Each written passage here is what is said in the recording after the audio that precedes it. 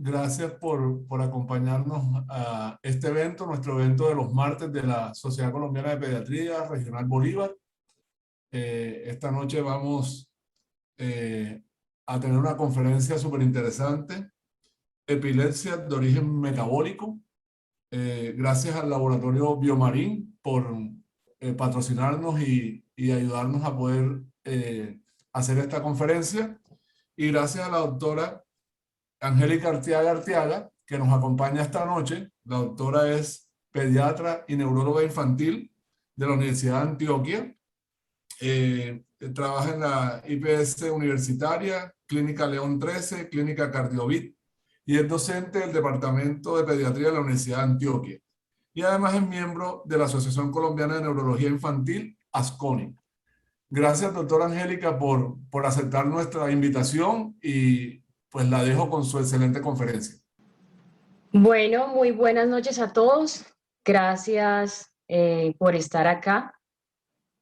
En realidad es un placer para mí pues estar participando hoy en este webinar y en realidad la motivación mayor para hablar de este tema es que es un tema supremamente frecuente en pediatría y la charla va dirigida de tal manera pues a pediatría, va a tener ese enfoque y yo espero que la disfruten, que no sea tan compleja. Sé que es ya de noche y que tenemos pues ya varias actividades encima, entonces vamos a ver cómo nos va.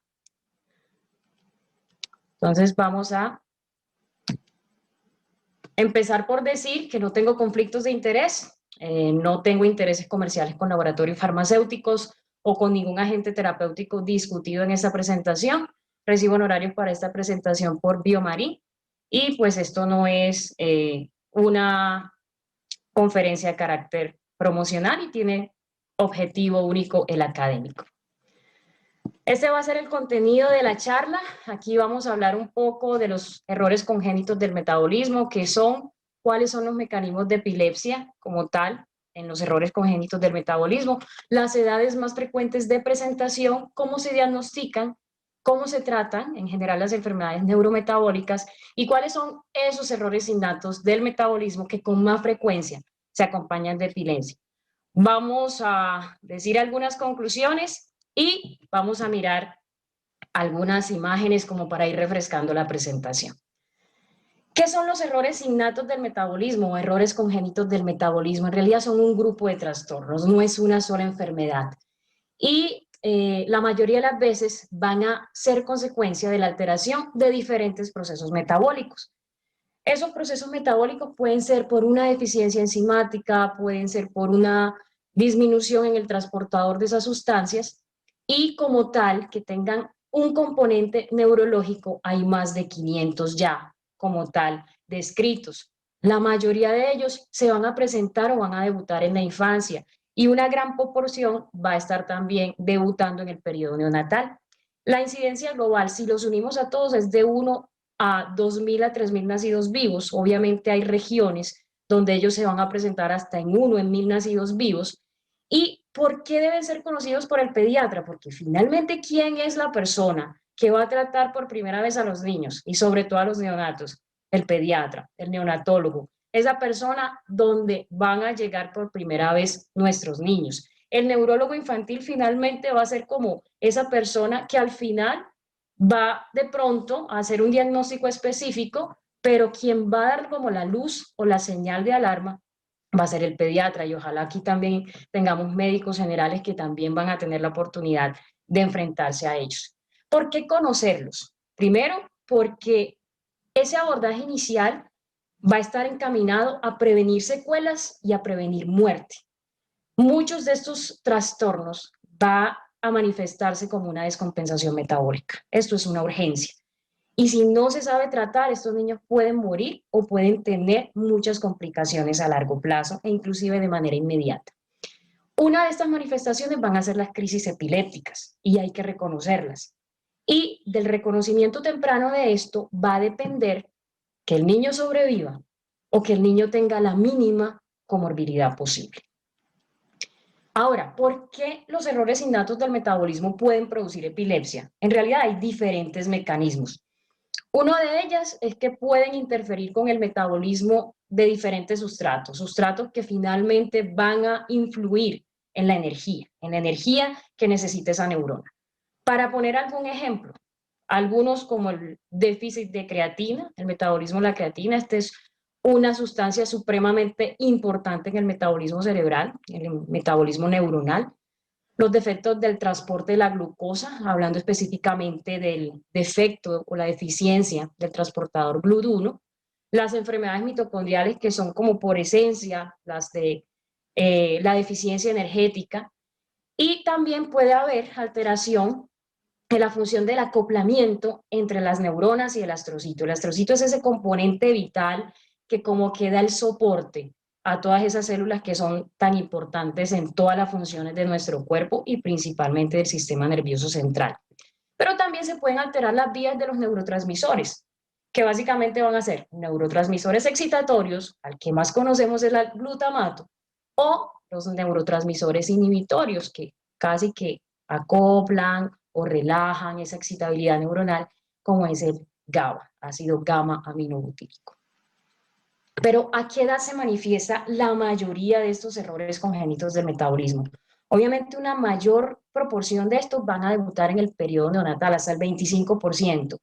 Otra gran proporción va a ser en el periodo de lactancia, pero esto no quiere decir que no vayan a manifestarse en la etapa preescolar o escolar temprana, e inclusive algunos más raras veces en la pubertad o en la adolescencia. Aquí tenemos una lista de los que debutan en la época neonatal y de la lactancia.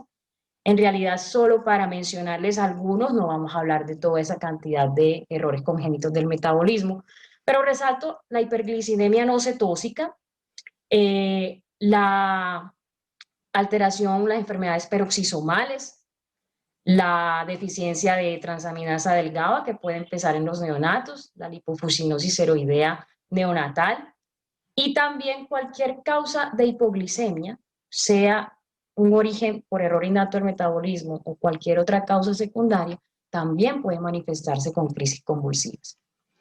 Ahora, también hay otras que pueden tener epilepsia, pero que no va a ser como la única manifestación, pero va a ser predominante. Aquí tenemos las enfermedades neurodegenerativas como el Alpers, la lipofuscinosis seroidea neuronal, la enfermedad de Menkes, deficiencia de sulfitoxidasa que es menos frecuente, enfermedades lisosomales que ya serían más de depósito de sustancias en las organelas celulares, como la gangliosidosis, principalmente pues cuando hablamos de GM2, que son las más frecuentes, GM1, la enfermedad de Kraft, la enfermedad de Schindler, y defectos congénitos de la glicosilación, que aquí podemos mencionar las mitocondriales, más frecuentemente que puedan cursar con crisis epilépticas o con convulsiones, el MELAS, que es la encefalopatía mitocondrial con eventos parecidos a SD, MERF, que es la enfermedad de fibras rojas rasgadas, la deficiencia de fumarasa, que puede debutar muy tempranamente porque se altera el ciclo de Krebs, y el ciclo de Krebs va a ser necesario desde que no se está formando, Kearns-Sayre, y ya otras más frecuentes como la hiperglicemia no cetósica, trastorno de las purinas y pirimidinas y transporte de la glucosa, básicamente la deficiencia de GLUT1. Aquí vamos a mencionar algunas otras, las lisosomales como Gaucher, como Niemann-Pick, las peroxisomales como la adrenoleucodistrofia ligada al X, y algunas del metabolismo intermediario, mencionando sobre todo las aminoacidopatías y las acidurias orgánicas. Pero entonces, después de mencionar toda esta cantidad de trastornos, ¿uno cómo los diagnostica? ¿Uno cómo los sospecha? Entonces, cuando uno está sospechando que un niño cursa con un error congénito del metabolismo, lo primero es hacer un buen interrogatorio. Y ese interrogatorio es muy importante que lleve la genealogía o por lo menos los antecedentes familiares, si hay consanguinidad o no. Y a veces no es solo preguntar, ah, no, usted es prima de su esposo, o son primos segundos, primos hermanos, comparten algún apellido, no. También hay que preguntar, ¿ustedes de dónde son? ¿Ustedes son del mismo pueblo? ¿Ustedes vienen de la misma región? Y para poner un ejemplo, por lo menos en Antioquia hay una zona, que es el oriente antioqueño, donde hay un fenómeno fundador. Quiere decir que la gente o las personas que viven en esa región son muy poco mezcladas y tienen un origen vasco, o tienen un origen muchas veces español, y aunque tengan diferentes apellidos, pueden ser de la misma familia. Y es muy común, mencionando pues municipios del oriente antioqueño, que niños que vienen de El Santuario, Marinilla, Carmen de Viboral, Ciudad Bolívar y toda esa zona de oriente tengan una alta incidencia de enfermedades metabólicas y en especial de la hiperglicemia no cetósica. Entonces uno pregunta, bueno, ¿usted qué apellido es? No, yo soy Gómez. Ah, pero por allá detrás también está el Hurtado y está el Zuluaga y todos estos que se comparten, pues, por ejemplo, en el Santuario hay muchos de estos apellidos y uno tiene que mirar si en realidad hay algún antecedente familiar, ya sea de muertes tempranas en niños o alguna enfermedad que haya cursado con epilepsia. Ahí el árbol familiar es indispensable. La anamnesis, mirar, bueno, hace cuánto tienen los síntomas, el niño nació bien, una vez empezó a comer, se empezó a deteriorar, se empezó a poner amarillo, tiene un olor raro, y eso también en el examen físico lo vamos a tener muy presente. Hay olores muy típicos de ciertas enfermedades, por ejemplo, la fenilcetonuria y el olor a ratón, la acidemia, por ejemplo, la acidemia isovalérica que huele a pies húmedos, o nosotros tenemos un término mucho más popular para eso, pero yo recuerdo muy bien una vez en una unidad neonatal que había una niña con mioclonías, con mucho compromiso del estado neurológico, y las auxiliares de enfermería me decían, doctora, esa niña huele raro. Y yo, pero ¿a qué huele? No, eso es como cuando uno deja ropa húmeda y se queda ahí guardada, como aguardado. Entonces, en realidad ese era el olor a pies húmedos y la niña resultó con una acidemia isovalérica. También el olor a caramelo o a orina quemada, que obviamente en sitios donde se consume mucho el jarabe de arce, está el olor a la orina con olor a jarabe de arce. Y así podemos como mencionar muchísimos, pero también tenemos que oler a los niños, tenemos que acercarnos, no verlos por ahí de lejos, tocarlos, sentir la piel, las características, si hay o no visceromegalia, si hay facies o rasgos dismórficos, eso nos va a dar mucha información. Y una vez tengamos ese examen completo, porque no nos vamos a limitar a la parte neurológica, entonces sí pedimos exámenes complementarios. Van a ser de mucha ayuda la neuroimagen, en especial la resonancia magnética y el electroencefalograma. Pero obviamente tenemos que pedir exámenes básicos que tengamos en cualquier nivel de atención y esos van a estar pues como usualmente en los segundos niveles, la mayoría de las veces, otros van a estar en los terceros niveles. Pero el electroencefalograma va a ser muy importante y es un examen que es barato, si uno pues lo va a hacer cortico, es asequible en muchas ciudades, y por lo menos quería mencionar este estudio que fue hecho en el 2019 de pacientes con enfermedad metabólica a los cuales se les realizó electroencefalograma, y llama la atención que muchos de estos niños no consultaron por convulsiones, pero la mayoría evolucionó a una epilepsia refractaria. O sea, el 80% de estos niños tenía un electroencefalograma alterado, así no tuvieran convulsiones. Y la mayoría tenía el ritmo de fondo anormal, hasta un 90%. El 55% tenían grafoelementos de sueño, pero el 81% de hecho era mal estructurado ese sueño. Ninguno presentó fotosensibilidad, llamativo, y hay que tener presente que esta es una herramienta con excelente relación costo-efecto, puede orientar los estudios que nosotros pidamos más adelante, y en algunos casos, obviamente ya estos son pues como diagnósticos diferentes a los errores innatos, puede como orientar a ciertos síndromes genéticos que tienen un electrotípico, un electroespecífico, como el síndrome de Angelman, el síndrome de Prader-Willi, el síndrome de Rett, y mutaciones en el gen SCN1A que se asocia a convulsiones facilitadas por la fiebre. Entonces, cuando nosotros hagamos los exámenes, porque estamos sospechando un error innato del metabolismo, normalmente, ¿qué se pide? Pues amonio es uno de los exámenes más importantes, pero aquí hay que tener algo presente. Si yo voy a pedir un examen de amonio, tengo que tener muy en cuenta cómo lo voy a pedir. Primero, ese examen se va a procesar en la institución donde yo estoy trabajando, porque si yo eso lo tengo que mandar a otro lado, lo más seguro es que me salga mal, que me salga elevado, y ese resultado no va a ser confiable. Entonces, otra cosa, no se puede tomar la muestra usando torniquete, no se puede exprimir la vena, no se puede, como dicen acá, ordeñar la vena, y ojalá sea de una línea arterial. Entonces, miren todas las condiciones que se deben tener para uno pedir un amonio. Si no tenemos estas condiciones, a veces es mejor ni pedirlo, porque seguramente va a salir alto y nos enredamos la vida pensando qué le vamos a hacer a ese niño. La glucemia, sobre todo la hipoglucemia, es un examen que nos puede dar mucha información y nos da pie a iniciar tratamientos tempranos que eviten mayor compromiso, sobre todo el daño cerebral en zonas posteriores que son las más sensibles a la deficiencia energética.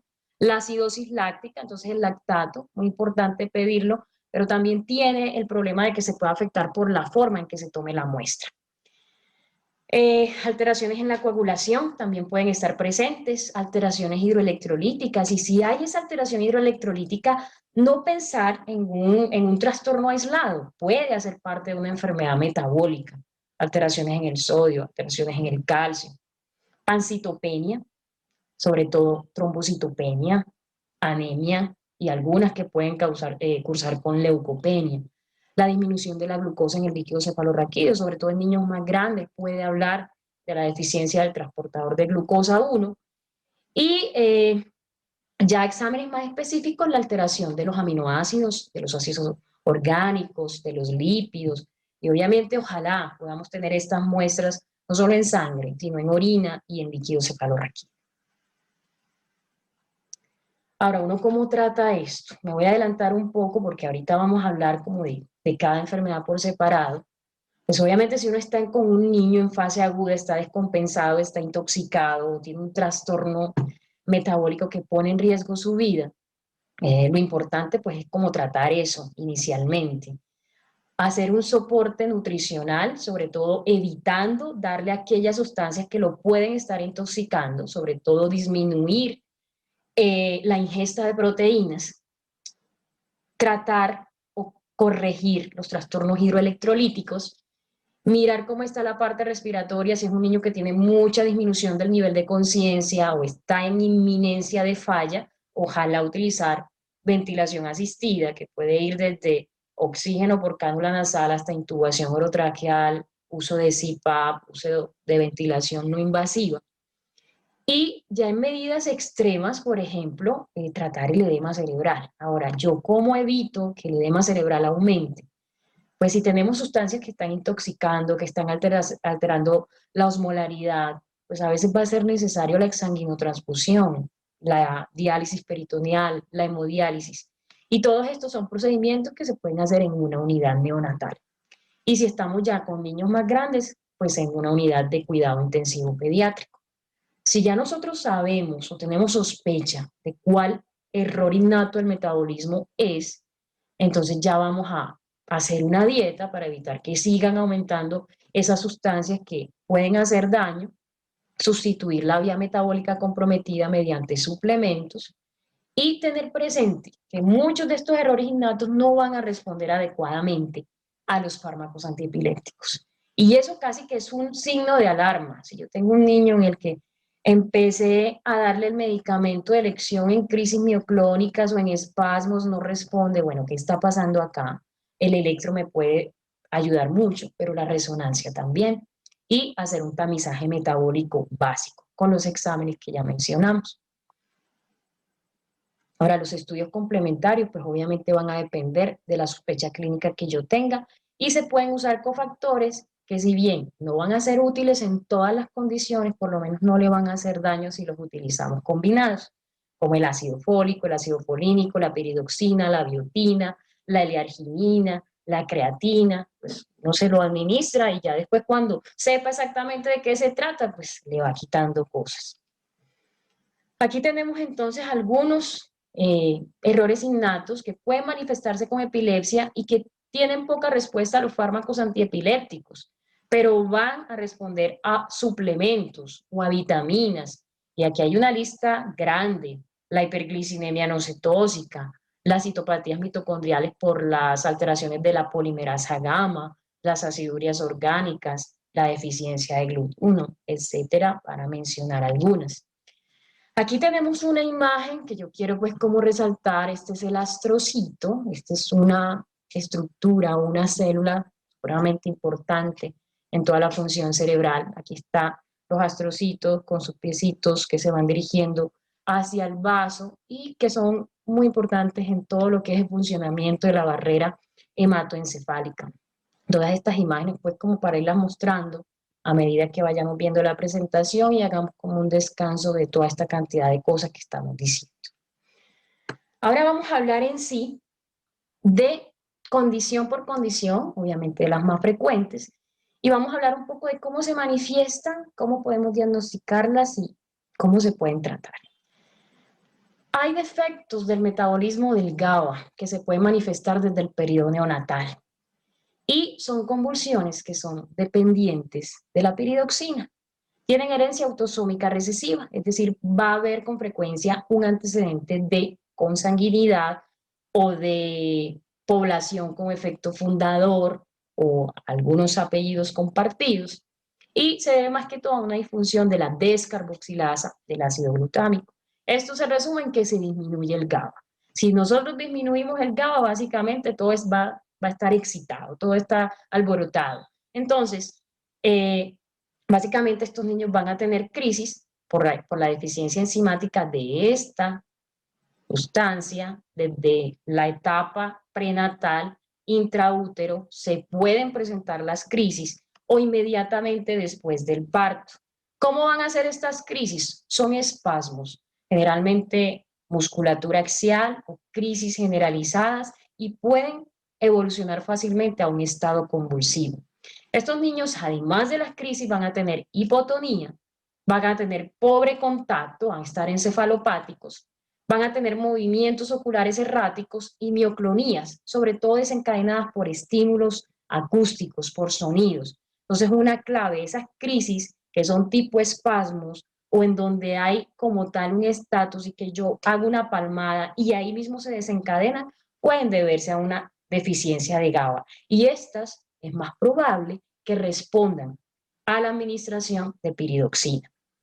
En el electro que vamos a ver, podemos ver salvas asíncronas, o sea, en un lado aparecen del lado derecho, en otro lado aparecen del lado izquierdo, que generalmente no es al mismo tiempo, y actividad epiléptiforme que puede ser generalizada, de alto voltaje, puede ser multifocal, o podemos ver los típicos complejos de punta, onda lenta, o un trazado de ipsarritmia, que es un trazado caótico, es como de montañas, que eso traduce IPSA, montaña, en todo el electroencefalograma, sin grafoelementos fisiológicos.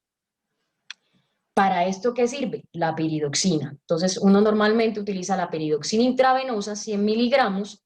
Las crisis van a desaparecer en pocos minutos después de que uno administre esto, y el electro se puede normalizar entre 24 a 48 horas. O sea, esto es como mágico.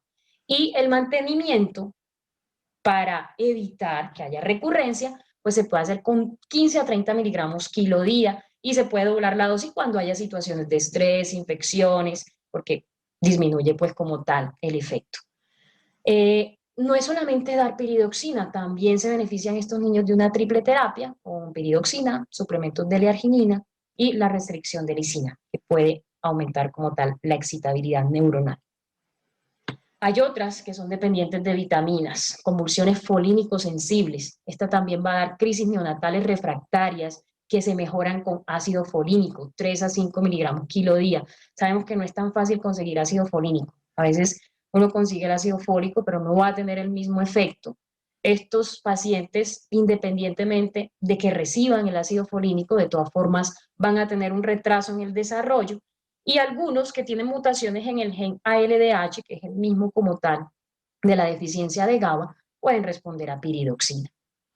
La deficiencia de holocarboxilasa es otra, esa también tiene convulsiones refractarias en el periodo neonatal, pero adicionalmente hay aumento del ácido láctico, acidosis metabólica, y va a haber una alteración en los ácidos orgánicos en orina.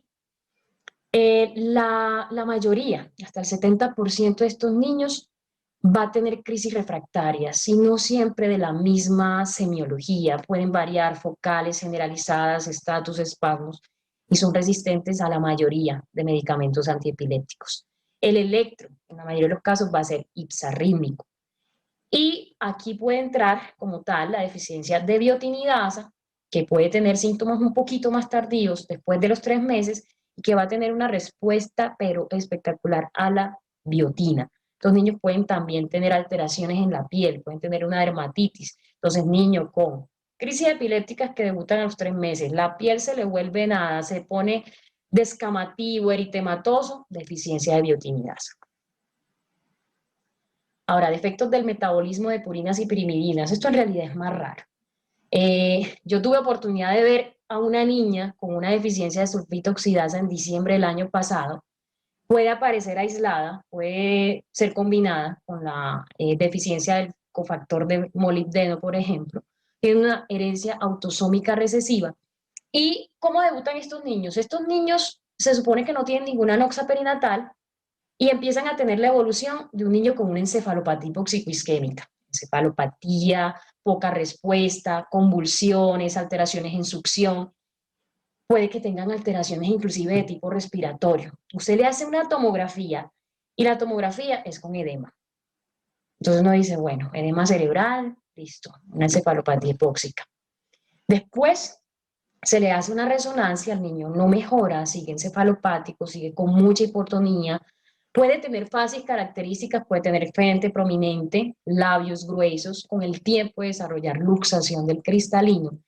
Y cuando ya han evolucionado, inclusive 3 a 4 semanas después del nacimiento, ellos pueden tener una encefalomalacia multiquística, y usted sigue pensando, no, este niño tuvo una encefalopatía hipoxicoisquémica, pero lo raro es que no hay una historia clara de anoxa perinatal. Pídale ácido úrico y pídale homocisteína. Si tiene hipoglicemia y tiene niveles bajos de homocisteína, eso es una deficiencia de sulfito oxidasa. Desafortunadamente no es una enfermedad que se trate fácilmente. Algunos dicen que pueden tratarse con piranocterina monofosfato. Yo en realidad no he tenido oportunidad de usar eso.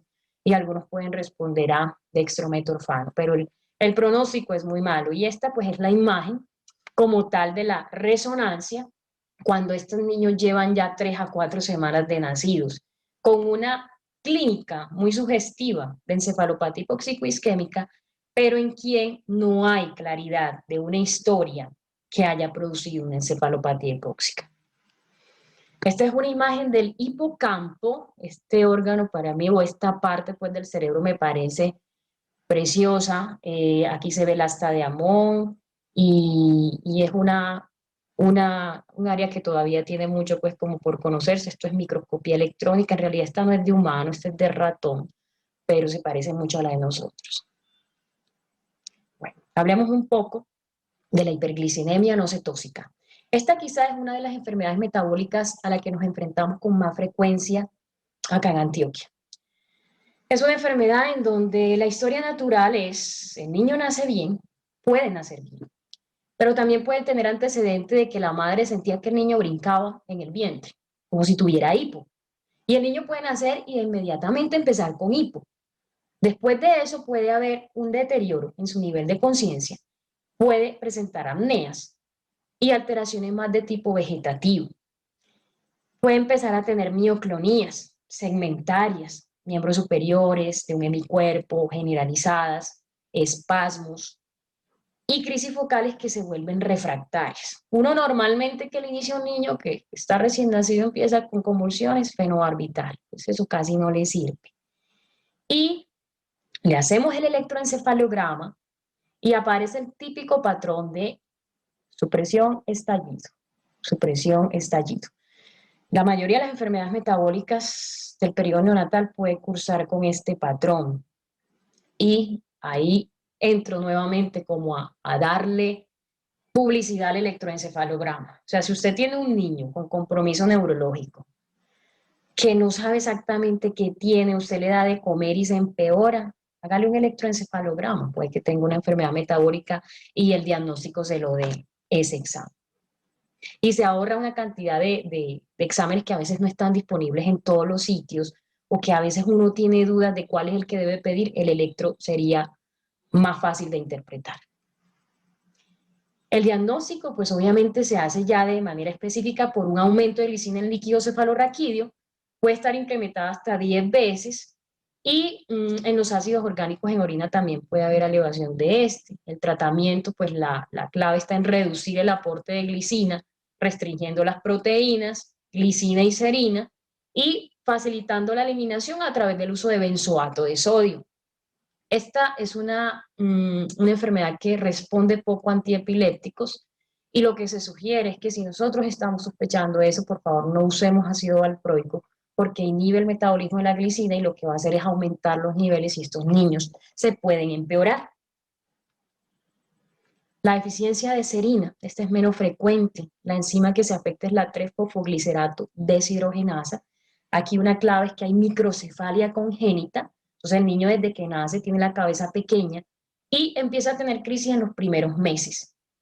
Pueden evolucionar a síndrome de West. Muy importante eso. Entonces, el paciente que empieza con espasmos infantiles antes de los 6 meses, como la edad promedio más usual, y que además usted le ve la cabeza chiquita, puede ser una deficiencia de serina. Entonces usted mide los niveles en plasma, en líquido cefalorraquídeo, los encuentra bajos, y si además le hace una resonancia, y esa resonancia está baja en mielina, puede sospechar esta enfermedad. ¿Qué pasa? Que si usted ya la está sospechando, puede iniciar precozmente suplementos de L-serina y L-glicina y se mejora. Pero pues siempre van a tener un retraso del neurodesarrollo. Ahora hablemos de la famosa leucinosis o enfermedad de la orina con olor a jarabe de arce. Esto se debe a la acumulación de 3 aminoácidos básicamente, que son leucina, isoleucina y valina. Se van a acumular no solamente en el plasma, también en los tejidos. Y tenemos una forma grave neonatal y una forma intermitente que es como menos catastrófica. Estos niños van a tener crisis generalizadas, el electro también va a ser de estallido supresión y van a tener una encefalopatía en los primeros días de nacido. ¿Qué pasa? Que estos niños cuando orinan pueden tener un olor característico y es el olor a jarabe de arce. Si nosotros lo comparamos con cosas que utilicemos con más frecuencia, porque yo en realidad dudo que en los sitios donde más se presenta esta enfermedad, aquí en Colombia, consuman jarabe de arce. En realidad es como oler azúcar quemada o todas estas sustancias que tienen azúcar fermentada. Dicen que puede oler a caramelo.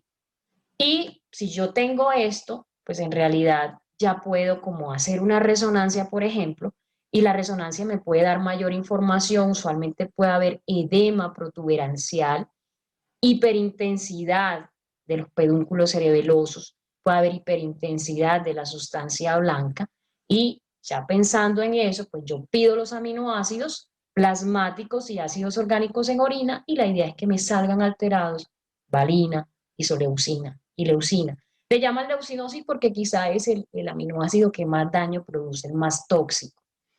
El tratamiento en la fase aguda se puede hacer con diálisis o exsanguinotransfusión y aporte de energía mediante un buen flujo metabólico con glucosa y lípidos. Hay que disminuirle proteínas.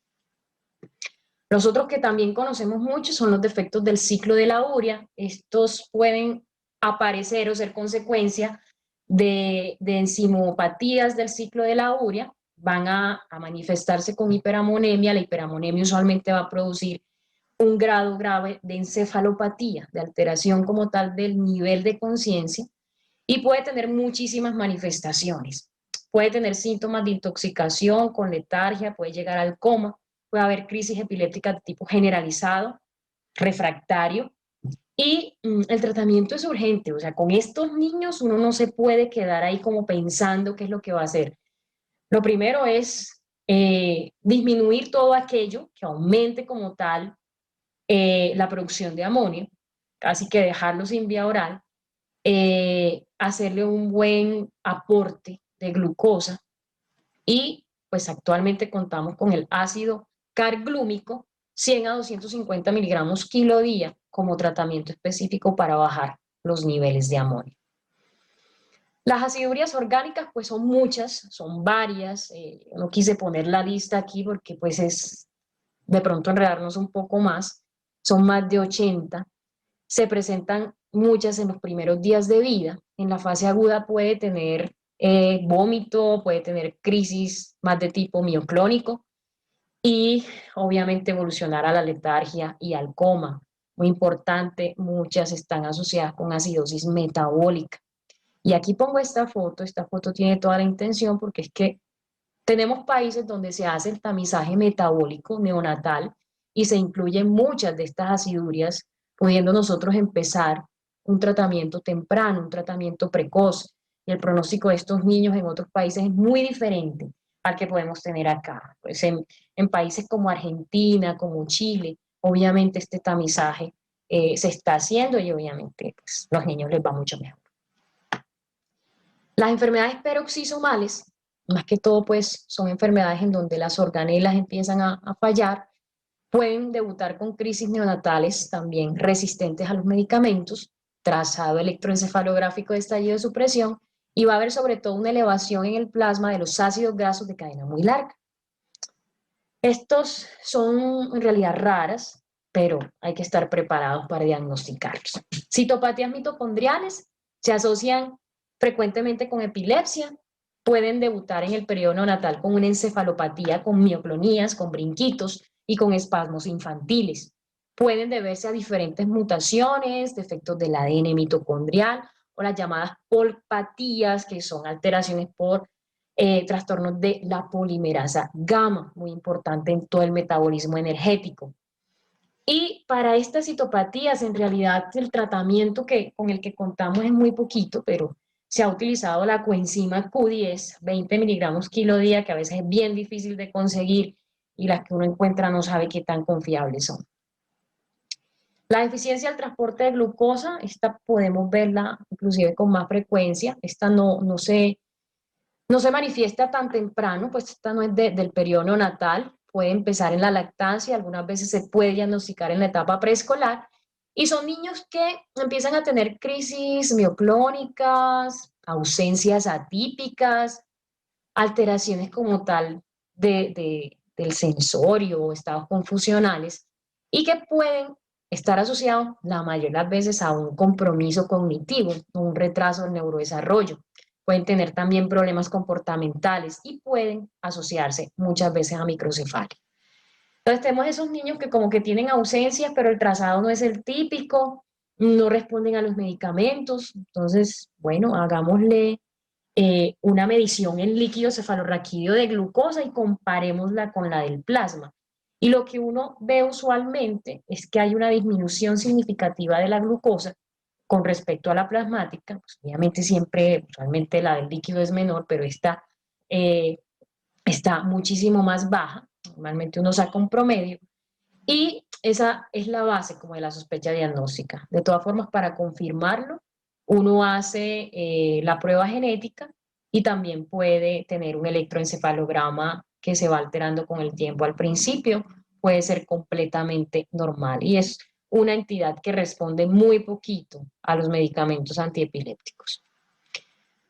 Bueno, es una imagen basada en microscopía del receptor del glutamato, muy bonito. Este es como el receptor de ese neurotransmisor excitatorio que en algunas enfermedades pues, puede alterarse. Por ejemplo, en la encefalitis anti-NMDA, donde todo el tiempo va a haber pues, como una excitación. Y bueno, solamente quería pues como mostrarle que tenemos estructuras bastante llamativas en nuestro cuerpo. Hablemos un poquito de las enfermedades lisosomales, la gangliosidosis, GM1, GM2. Esta se da por una deficiencia de la enzima beta-galactosidasa, tiene una herencia autosómica recesiva, en realidad es rara. Tiene diferentes formas de presentación, tipo 1, 2 y 3. La tipo 1 es la temprana, se manifiesta en el periodo neonatal, tiene como tal una evolución muy mala. Estos niños tienen hipotonía, tienen problemas de succión, empiezan a tener como tal alteraciones en su desarrollo, Puede haber la tipo 2 que empieza más tardíamente, también con compromiso del neurodesarrollo. Pueden empezar a presentar rasgos toscos, orejas de implantación baja, hipertrofia de las encías, macroglosia, una infiltración cutánea que da una textura típica de la piel, y ya después empiezan a tener hepatomegalia. Algunos pueden tener mancha rojo cereza cuando le vemos la retina, pero no es pues como específica de esto, y disostosis múltiple, sobre todo de los cuerpos vertebrales y la silla turca. Aquí tenemos, por ejemplo, un niño con gangliosidosis tipo 1, con visceromegalia, con edema escrotal. Es un niño pues que había tenido antecedente de hidrops fetalis, tuvo una recaída, y aquí pues una visión pues como una imagen de las células donde el núcleo está desplazado completamente pues por las organelas invadidas pues de todos estos gangliósidos.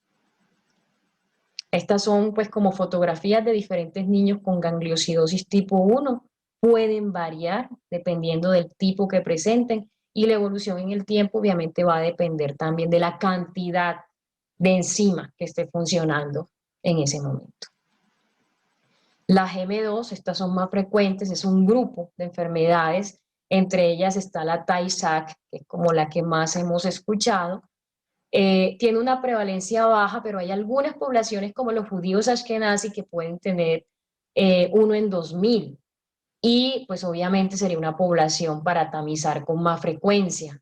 Esta Tay-Sachs se puede iniciar entre los 3 y 6 meses, son niños con hipotonía, pérdida de las adquisiciones y desconexión progresiva del medio. Ya pueden evolucionar luego a hipertonía, desarrollar una cuadriparesia espástica, ceguera, megalencefalia, y puede tener mancha rojo cereza. Esta sí es mucho más frecuente en la gangliosidosis tipo 2. Algo muy particular en las crisis epilépticas de estos niños es que son clonías audiógenas. Se le hace un mínimo ruido y el niño hace una clonía generalizada que casi que hace el diagnóstico. Entonces usted tiene el niño que tiene el compromiso en neurodesarrollo, es espástico, tiene la mancha rojo cereza, y crisis audiógenas, tiene una gangliosidosis GM2. Y estas crisis pues suelen manifestarse generalmente después del año, las que nos van a ayudar como tal a decir esto definitivamente es gangliosidosis. Tenemos la otra, que es la enfermedad de Gaucher. La enfermedad de Gaucher es con la GM2, es una de las esfingolipidosis más frecuentes. También está presente en los judíos ashkenazi. Se presenta por una deficiencia de beta-glucocerebrosidasa, y tiene 3 tipos distintos, pero básicamente pues hay una forma temprana, hay una forma tardía, hay una forma neuronopática. Estos niños pueden tener hipotonía, pueden tener epilepsia, sobre todo crisis mioclónicas, apraxia oculomotora, alteración sobre todo para los movimientos verticales, y visceromegalias. Aquí tenemos un niño con una enfermedad de Gaucher, ya con una visceromegalia importante, y tenía alteración como tal de los movimientos oculares. La muerte se presenta de manera muy temprana en la tipo 2, y hay algunos casos en los que uno puede hacer terapia de reemplazo, pero son muy seleccionados, hay que mirar muy bien riesgo, beneficio, costo, beneficio sobre todo, porque no, pues sería una terapia de por vida. Y están las enfermedades neurodegenerativas. Con esta ya voy a terminar, porque obviamente esto pues, implica pues con muchos diagnósticos. Entonces, la polidodistrofia cerebral progresiva o síndrome de Alpers es una enfermedad también poco frecuente, también se le llama poliodistrofia infantil progresiva o distrofia glioneuronal espongiforme. Estos niños antes de los 2 años ya tienen las manifestaciones, inician con convulsiones y un retraso del desarrollo. Pueden empezar a tener mioclonías y una epilepsia focal continua. Es de difícil tratamiento. A medida que ellos van creciendo, se va observando que hay una microcefalia. Ellos no nacen con microcefalia, la van presentando en el tiempo y se van volviendo ciegos, con atrofia óptica o con compromiso cortical occipital. O sea, puede ser como tal alteración directa del nervio óptico o de la corteza visual. Y en el electroencefalograma vamos a ver actividad multifocal. Llamativo que el electroretinograma puede ser normal, pero hay alteración de los potenciales evocados visuales. Estos niños usualmente, la mayoría, mueren antes de los 5 años, muy espásicos. Y aquí muy importante, si nosotros tenemos el niño que empezó bien, luego empezó con crisis convulsivas, mioclonías, se le frenó el desarrollo, el crecimiento de la cabeza y además está quedando ciego, no le demos ácido valproico. Ahora, esto se puede parecer a otra cosa, que más tarde la vemos, pero aquí la clave es la imagen cerebral. Como tal, miren que hay una atrofia generalizada, surcos prominentes, disminución pues de sustancia gris, hiperintensidad de los ganglios basales, del tálamo, del caudado y del putamo.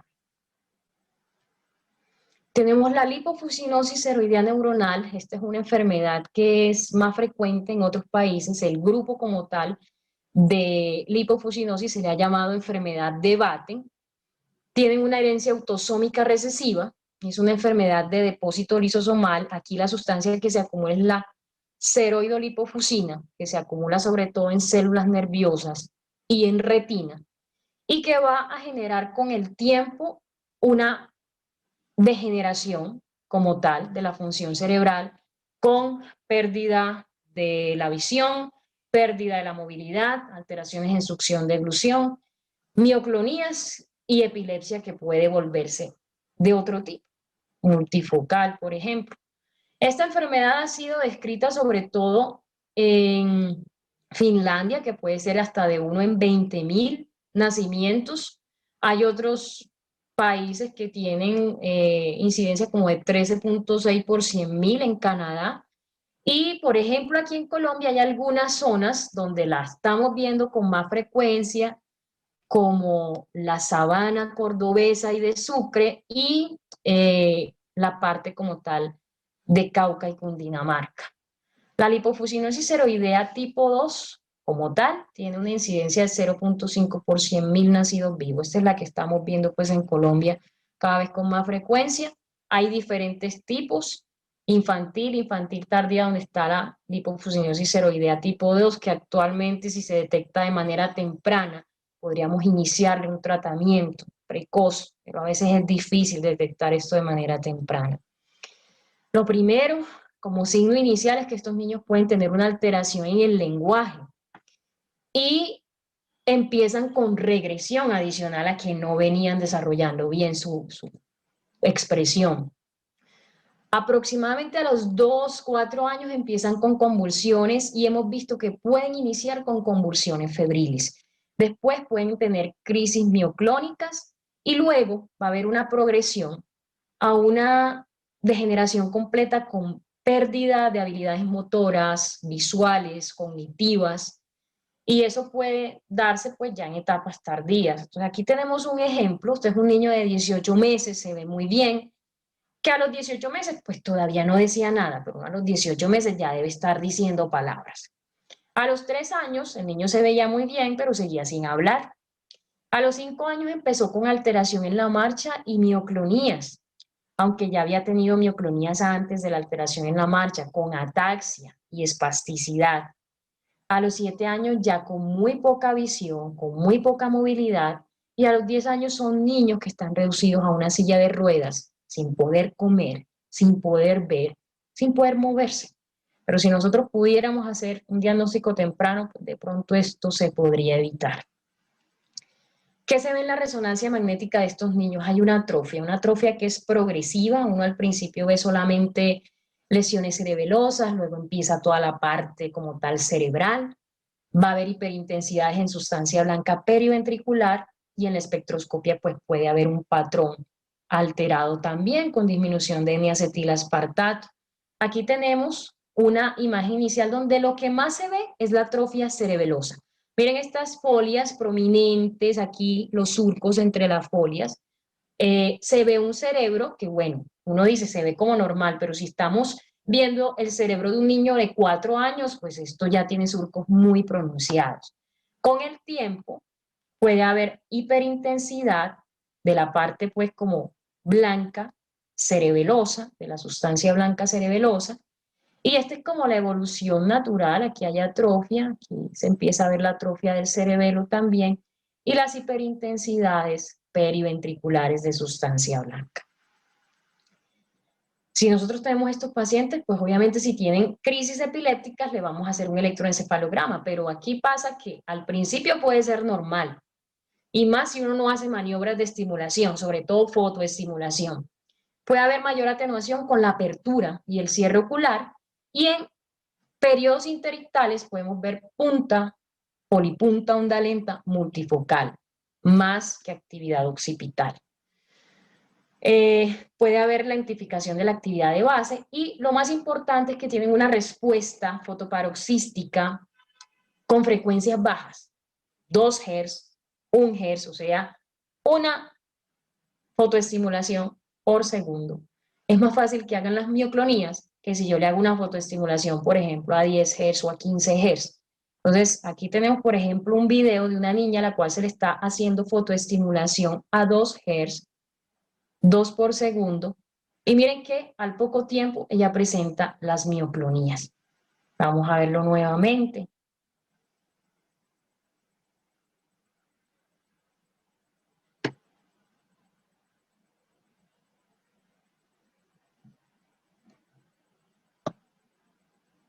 Ahí cuando le hacen más rápido, no las hacen. Entonces es más fácil que la hagan con baja frecuencia. Muy bien. Y este es el electroencefalograma de la niña. Aquí tenemos un electro de base interictal y cuando le empiezan a hacer la estimulación fótica, que miren que aquí la están haciendo a 1 Hz, o sea, 1 por segundo, empieza la actividad de polipunta, onda lenta. Polipunta, onda lenta. Entonces, 2 punticas seguidas de una onda lenta. Y eso es muy típico de esa enfermedad. Cuando nosotros estamos sospechando como tal lipofuscinosis seroidea, pues uno puede hacer una prueba diagnóstica enzimática, sería como la parte inicial, pero uno se puede ayudar de otras cosas. Si nosotros tenemos la presentación clínica clásica con el retraso del lenguaje, con la ataxia, con las mioclonías, pues vamos a hacer el electro con fotoestimulación a baja frecuencia. Si nosotros estamos como tal encontrando un electro anormal, podemos hacer el test de actividad de la TPP1, que es la enzima deficiente. Después de esto, un test molecular ya genético y con eso pues podemos confirmarlo si esto está deficiente. Podemos encontrar diferentes mutaciones y dependiendo de eso, pues estos pacientes van a ser candidatos o no a un tratamiento como tal. Vamos a decir que preventivo de la progresión de la enfermedad, más no curativo. Si estamos sospechando alteración de CLN, podemos pedir el panel de genes, o sea, que no sea específicamente la CLN2, sino cualquier otra, y hacemos el tamizaje de la actividad enzimática de TPP1. Y si ya estamos sospechando epilepsia de base genética, pues pedimos como tal un panel genético de epilepsias. Entonces, una vez el diagnóstico está confirmado, pues se puede empezar a tratar. Obviamente, las crisis epilépticas tienen unos medicamentos que más se usan, ácido valproico, podemos utilizar también la motrigina, levetiracetam, y les va bien. Entonces, ya a manera de conclusión, vamos a decir lo siguiente. Y es que la sospecha de enfermedad metabólica se da primero cuando uno no encuentra antecedentes de noxa perinatal, pero este niño está comprometido. No hay infecciones conocidas. O cuando empieza a tener una regresión estando previamente normal. La epilepsia es una de las manifestaciones más frecuentes de los errores innatos del metabolismo y por tanto un electroencefalograma nos ayudaría muchísimo. El 25% de estos errores congénitos del metabolismo debutan en el periodo neonatal, o sea que con estos niños, todos los que trabajan en unidad neonatal o que trabajan en sitios donde van a haber niños muy pequeños, hay que estar alertas a toda esta sintomatología. Y las ayudas diagnósticas deben ser individualizadas, no a todos le vamos a pedir lo mismo, no a todos le vamos a hacer de una resonancia, vamos a pedirle el perfil de aminoácidos, ácidos orgánicos en orina, no. Hay muchas cosas que nos pueden dar claves para saber exactamente qué pedir. Y electroencefalograma e imágenes siempre van a ser complementarios. Miren que casi todas tienen alteración en la resonancia y en el electro. Ahora, si nosotros hacemos ese diagnóstico basados en un tamizaje oportuno, temprano, obviamente la posibilidad de tratamiento para aquellas que lo tienen va a ser mucho mayor. Y el riesgo de complicaciones y muerte también.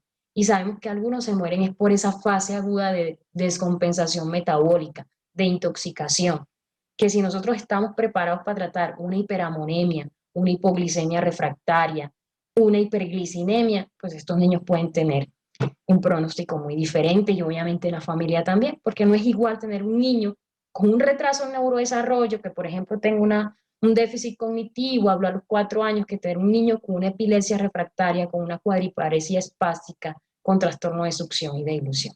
Va a ser muy diferente el abordaje y va a ser muy diferente la vida de esa familia. Entonces quiero terminar con esta frase. El descubrimiento consiste en mirar lo mismo que todos los demás, pero pensar en algo diferente. Y pienso que aplica mucho para este tema que estamos viendo hoy. Le agradezco mucho la atención. Gracias por estar hoy aquí y gracias pues como por estar atentos todo este tiempo.